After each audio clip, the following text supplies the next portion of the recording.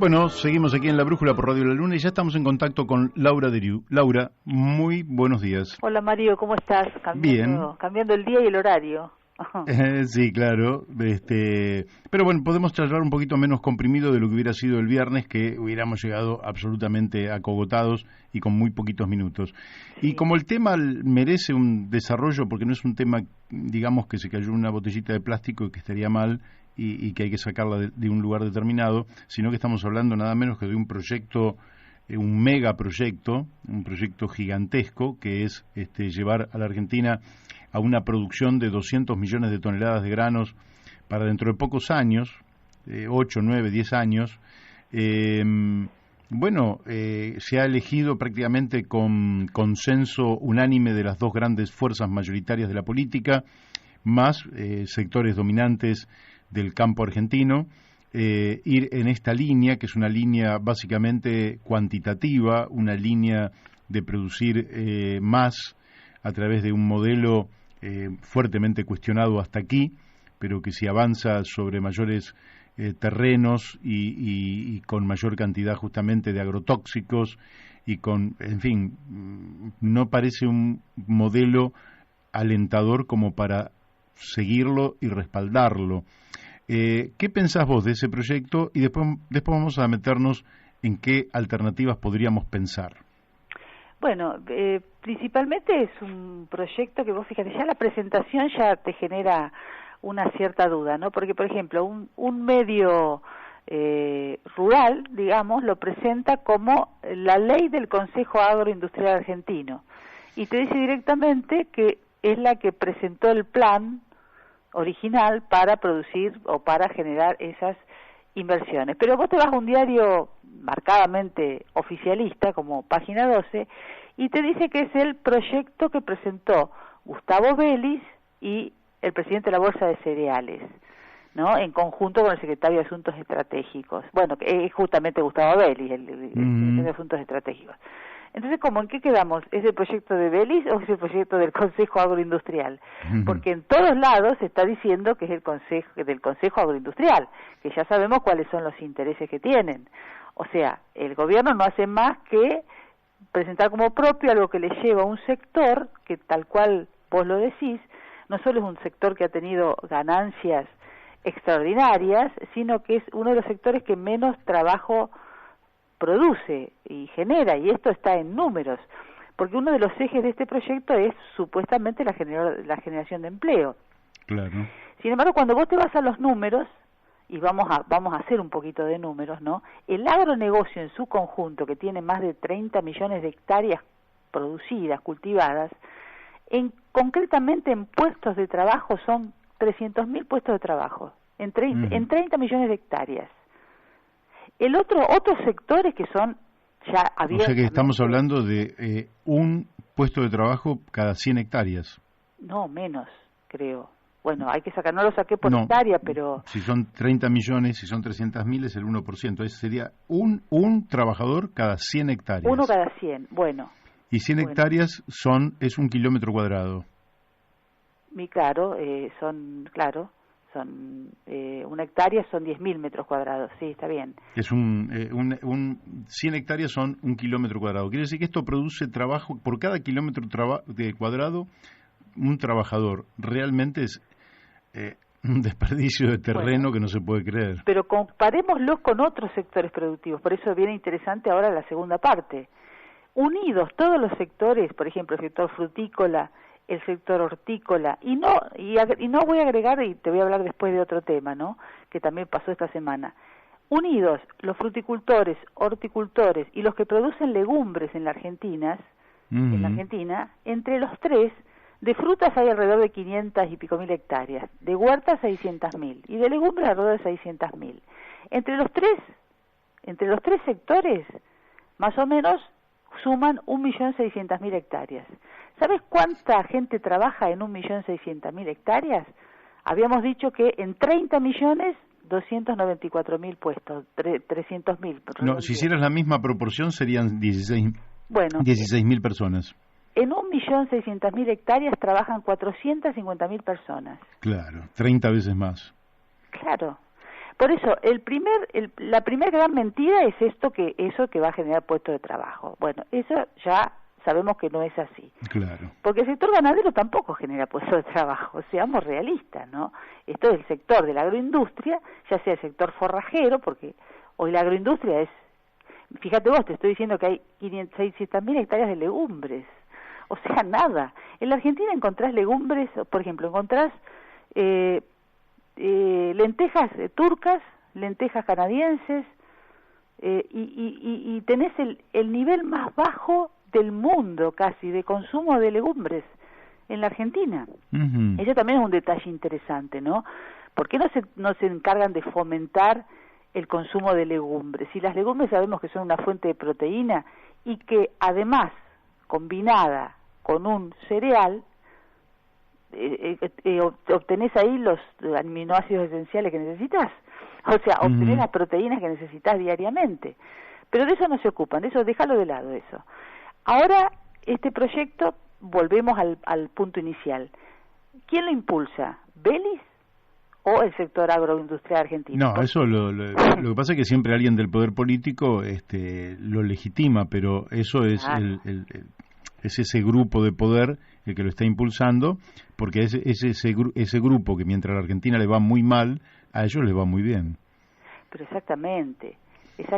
Bueno, después viene el segundo punto, ¿no? Que es lo que dice concretamente. Bueno, no ha trascendido completo, son digamos, algunas filtraciones que ha habido, pero lo que sí se sabe es que, por ejemplo, hay beneficios impositivos para determinados sectores, siempre hablando, por ejemplo, el sector ganadero no tiene que pagar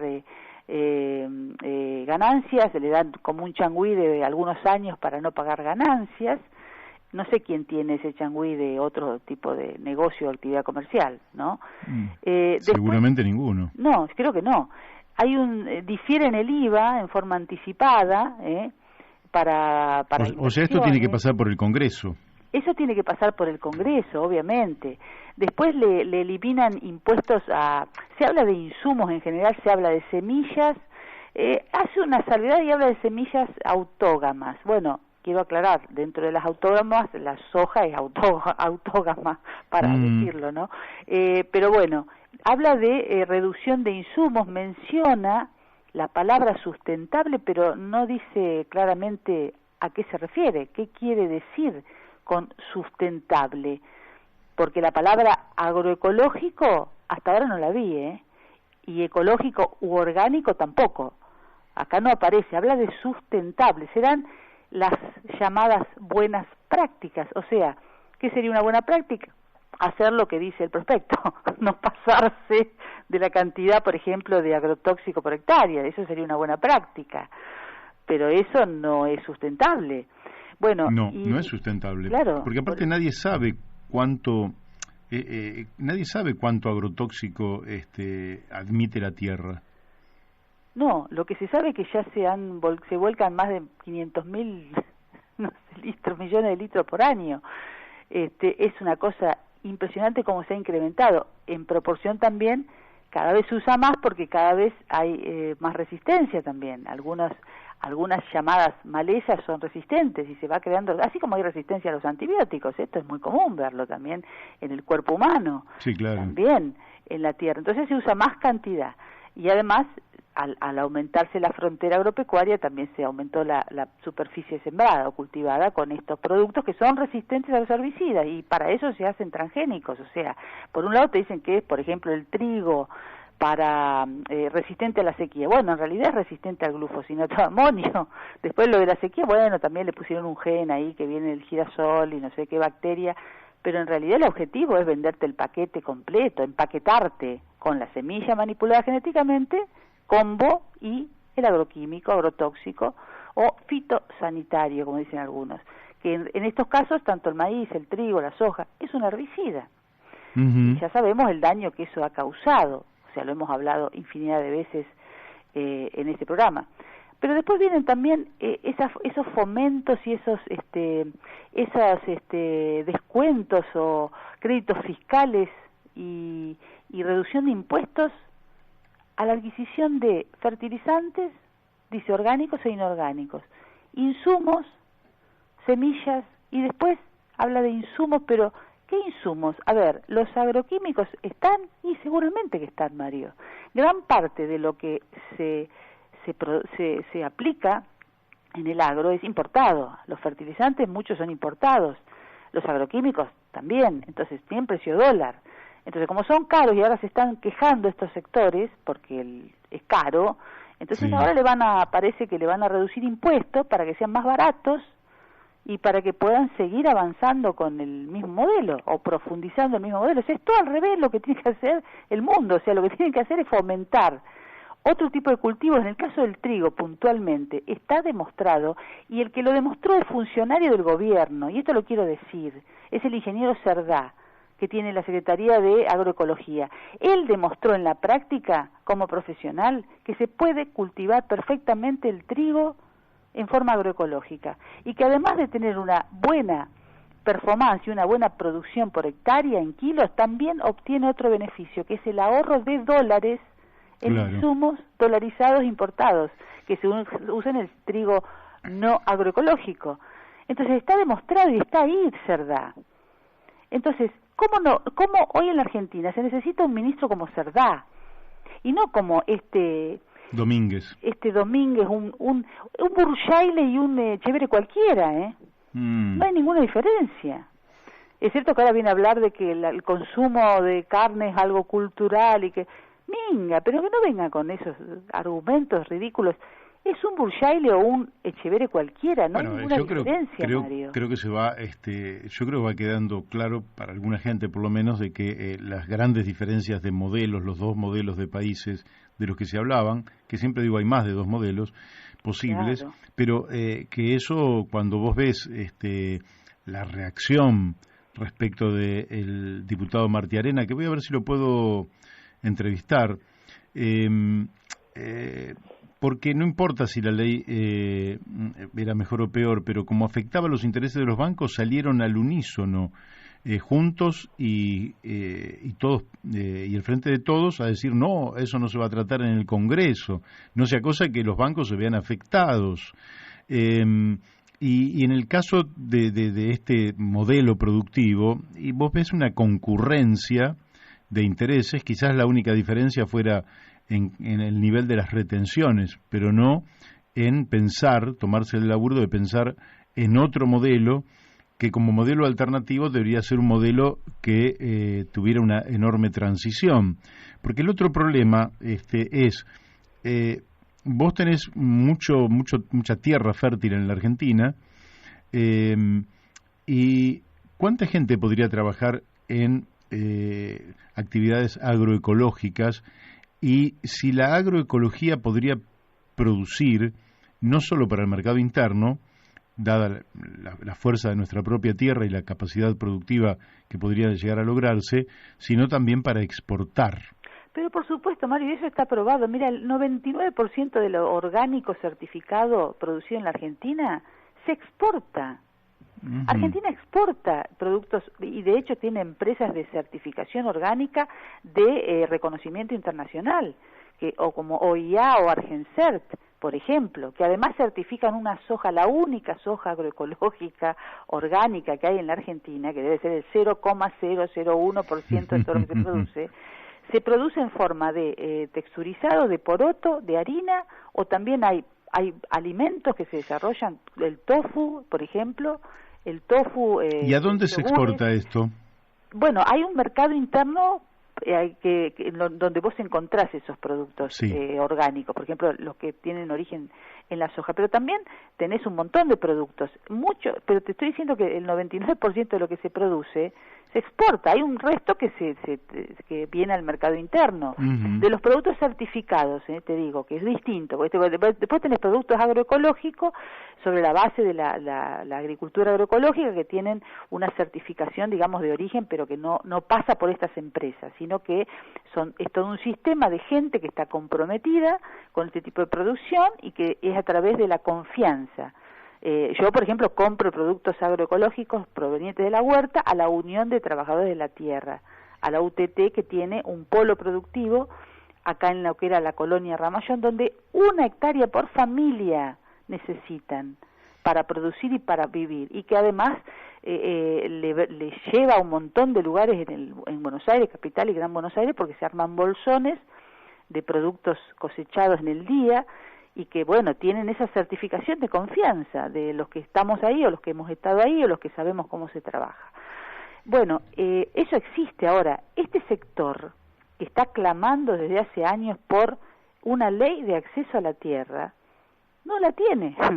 O sea, este sector hortícola, que no pide 100.000 hectáreas, pide 1 hectárea por familia, que es lo que más o menos se necesita como para sobrevivir, vivir de eso. Sí, sí. Y hay una ley de acceso a la tierra que, así como está cajoneada la ley de humedales, porque este sector agroindustrial, son estos los que operan dentro del Congreso de la Nación, frenando todo lo que atente contra sus intereses.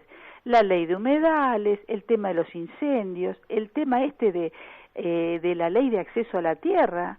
¿Cómo no sale eso rápido en un gobierno progresista? ¿Cómo puede ser que un gobierno progresista reciba en una comisión o comisiones que son integradas por 35 diputados, como te dije la otra vez, que haya nada más que 3 diputados para recibir a la gente que hizo un reclamo por los humedales, miles de personas en el Congreso, algunos viniendo en kayak desde Rosario? Había 3 diputados nada más, y que además reconocieron eso. Hay que decir los nombres, Vázquez, Grosso, hay que decirlos porque son los que realmente están comprometidos. Uh-huh. Y asumiendo que están los lobbies operando todo el tiempo. O sea, esto ya ni siquiera lo hacen, ni siquiera tienen vergüenza en hacerlo, lo hacen directamente.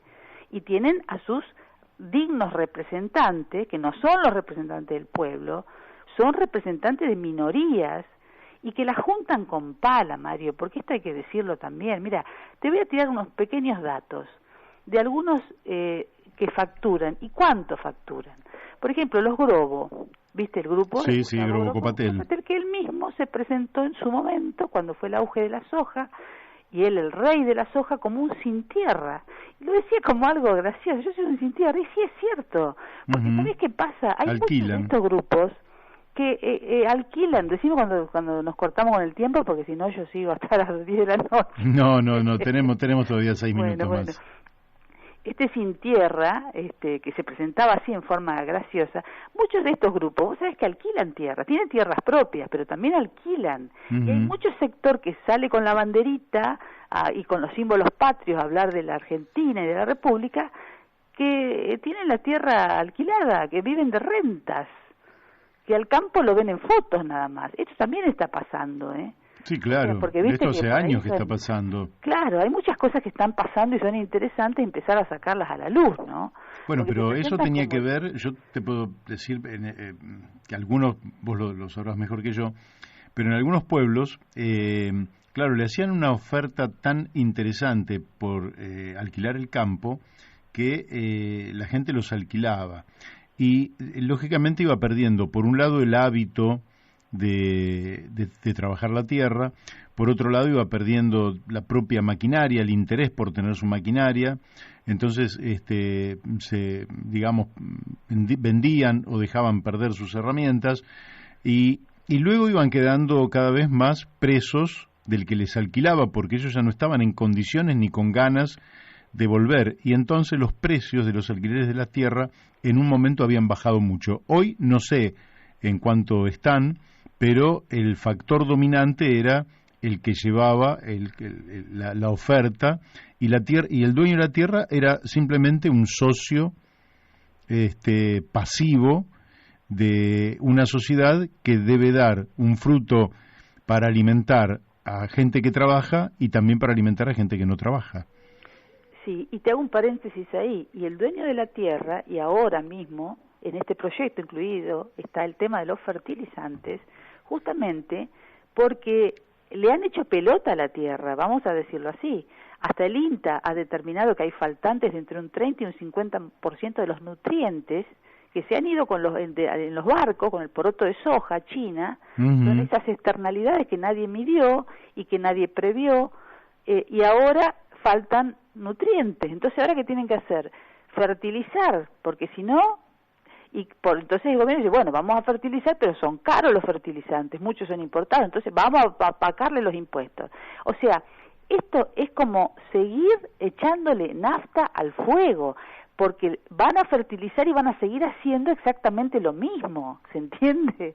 Sí, yo no sé si la gente que nos escucha en el Gran Buenos Aires ve muy claro este panorama, porque en general estamos muy disociados del tema producción de alimentos. Bueno, pero la gente que vive en el Gran Buenos Aires tiene que saber dos cosas. Primero, que está comiendo alimentos que en muchos casos tienen residuos de agroquímicos. Y esto fue demostrado por una ONG, se llama Naturaleza de Derechos, que a través de un amparo, tuvieron que hacer un amparo para que el SENASA sacara de un cajón y diera a la luz un informe donde hablaba de los residuos de agrotóxicos que tienen lo que comemos.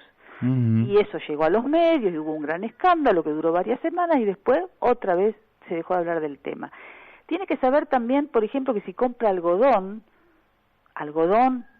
o un hisopo o un tampón o una toalla femenina, la Universidad Nacional de La Plata se encontraron, no me acuerdo si la Universidad o el CONICET o Ciencias Exactas, bueno, uno de organismos que son indiscutibles, encontró residuos de glifosato o su metabolito en estos elementos, tanto en el algodón como en los tampones, como en las toallitas femeninas, todo lo que tenía algodón. Tiene que saber también que llueve glifosato en algunos lugares. Esto también se ha determinado.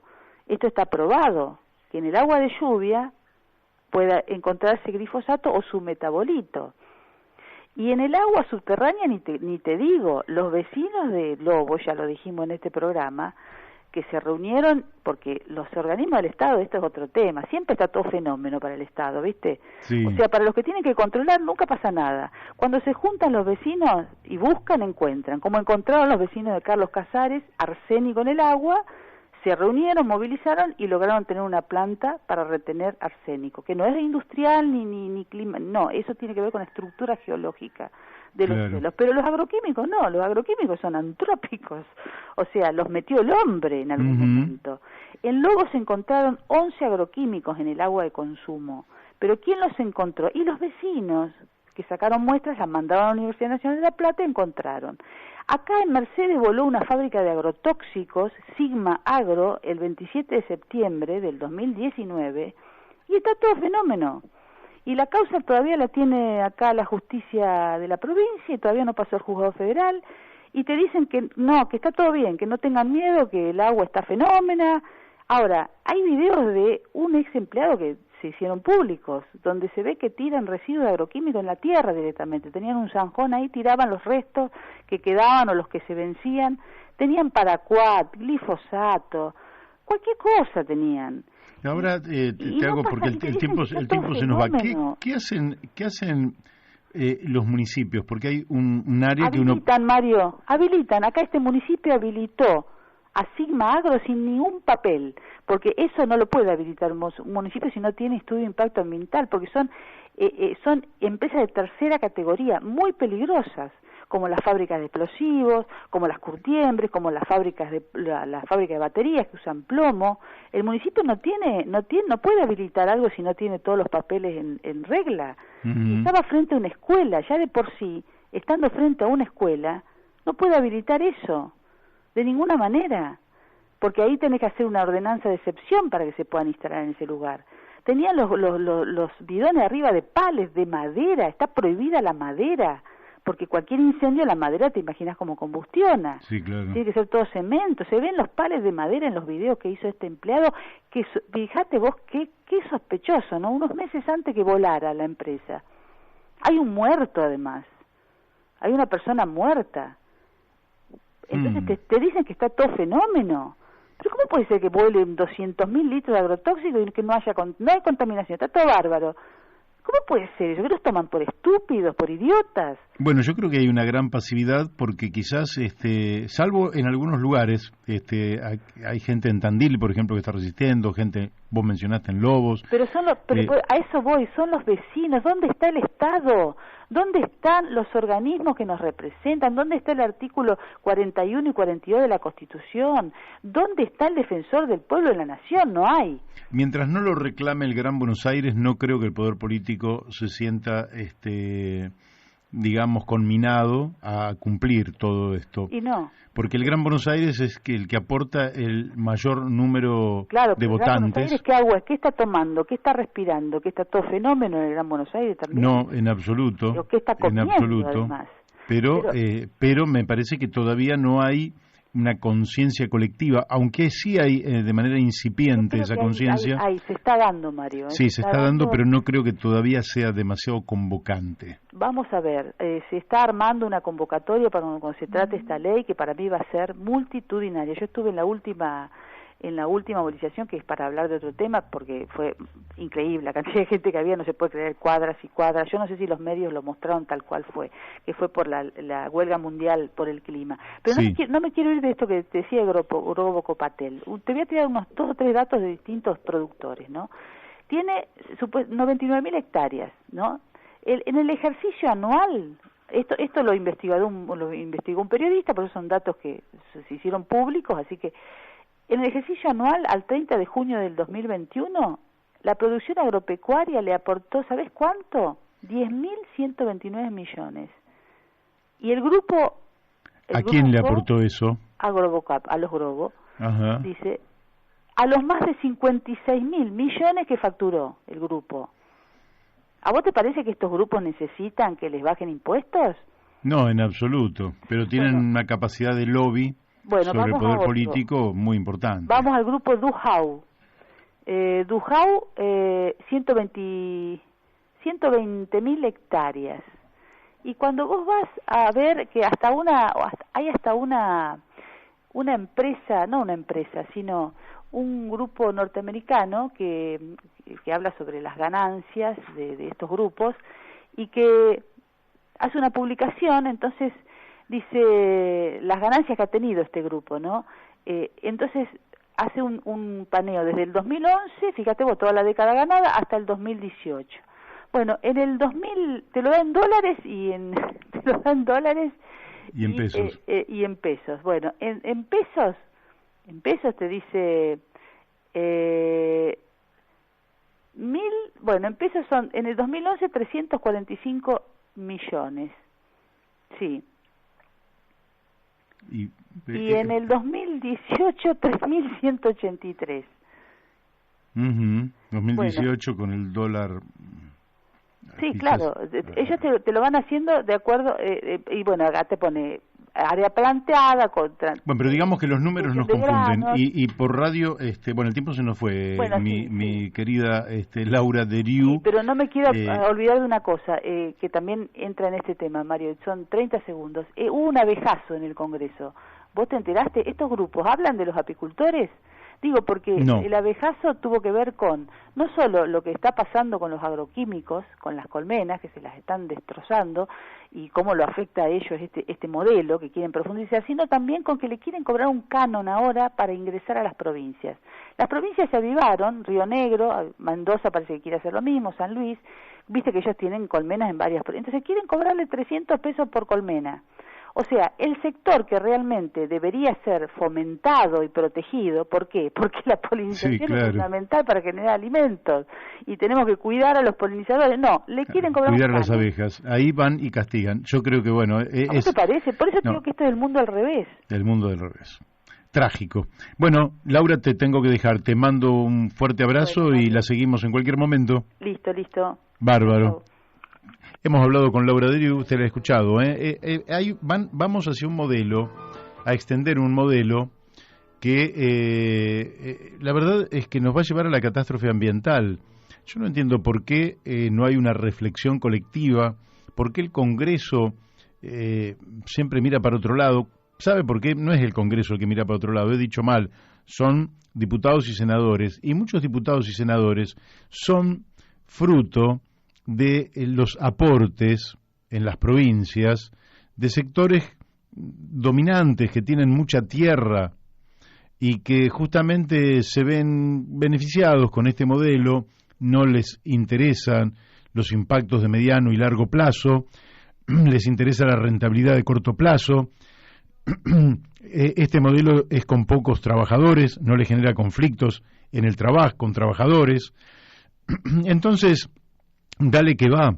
y no se discuten las cuestiones de fondo, lo cual nos lleva realmente a un panorama desalentador desde el punto de vista ambiental para el mediano y largo plazo frente al conjunto de problemas ambientales que tenemos en la Argentina, que no son pocos, porque en la Argentina tenemos pérdida de biodiversidad, tenemos retroceso de glaciares, cambio climático, contaminación atmosférica, pérdida de nutrientes en los suelos, extensión de una frontera agropecuaria con agrotóxicos que realmente es depredadora, sobrepesca, una explotación absolutamente irracional y sin control.